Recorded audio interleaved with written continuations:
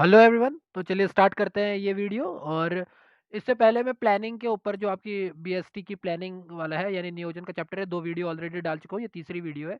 तो पहले वीडियो के अंदर हम लोगों ने अर्थ के बारे में पढ़ा, देन महत्व के बारे में पढ़ा, दूसरे में विशेषताओं के बारे में पढ़ा, आंतरिक सीमाओं के बारे में पढ़ा।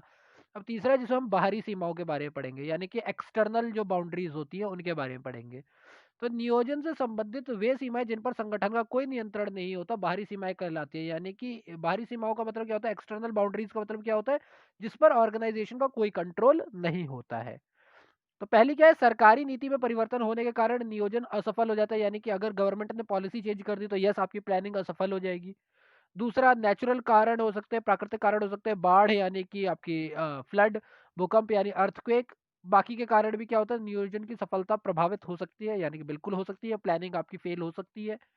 दूसरा, जो आपके प्रतियोगी हैं, जो आपके कॉम्पिटिटर हैं, अगर उन कॉम्पिटिटर्स ने ही क्या कर दिया, अपने व्यूह रचना यानी कि अपनी प्लानिंग को चेंज कर दिया, अपनी मार्केटिंग स्ट्रेटेजी को चेंज कर दिया, तो उसकी वजह से भी हो सकता है कि आपके प्लानिंग यानी एक संगठन जो एक ऑर्गेनाइजेशन जो है उसकी प्लानिंग प्रभावित हो।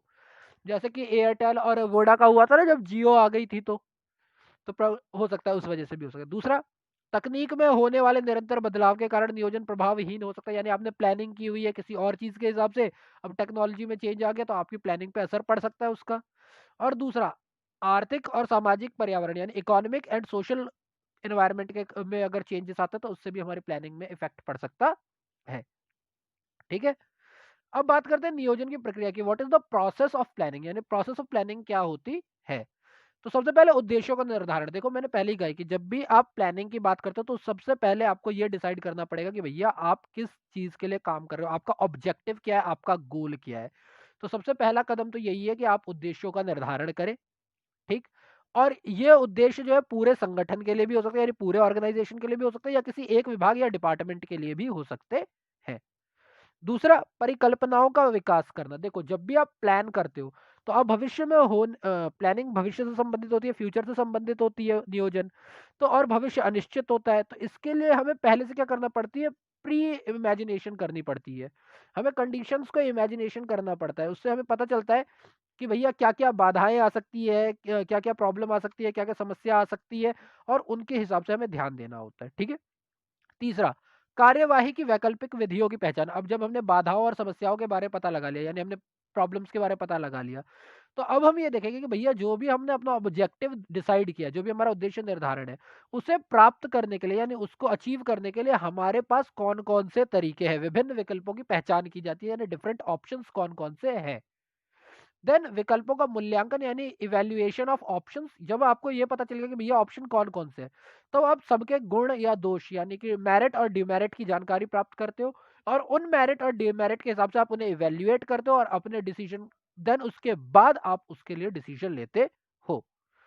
देन जब आपने एक बार मूल्यांकन कर लिया, जब आपने मूल्यांकन कर लिया तो आप विकल्पों का चुनाव करते हो। अब आप चूज करते हो कि भैया इस संगठन के उद्देश्य तक पहुंचने के लिए यानी कि ऑर्गेनाइजेशन के गोल तक पहुंचने के लिए हमने ये चुना है, इसके हमने मेरिट भी पता है, डिमेरिट यानी गुण अवगुण भी पता है, संसाधनों का यानी रिसोर्सेज का भी पता है, और परिणामों के आधार पर हमने क्या किया, इसको लिया है जो हमें सबसे ज्यादा लाभकारी और कम से कम ऋणात्मक परिणाम देने वाला है, यानी लोएस्ट नेगेटिव रिजल्ट देगा वो, और मोस्ट प्रॉफिटेबल होगा। ठीक है। देन होता है योजना को लागू करना यानी इम्प्लीमेंटेशन। तो एक बार योजना विकसित कर ली, आपने ऑप्शन देख लिया, आपने ऑप्शन चूज कर लिया, अब आप कहोगे कि भैया इसको हम चालू करेंगे, अब इसको लागू करेंगे। तो योजना को सफल और क्रियान्वय करने के लिए सभी सदस्यों का पूर्ण सहयोग की आवश्यकता होती है। ये तो आपको पता ही है कि कोई भी प्लान अगर सही से करना है तो उसमें हर एक यूनिट के लिए क्या होता है, इंपॉर्टेंस होती है।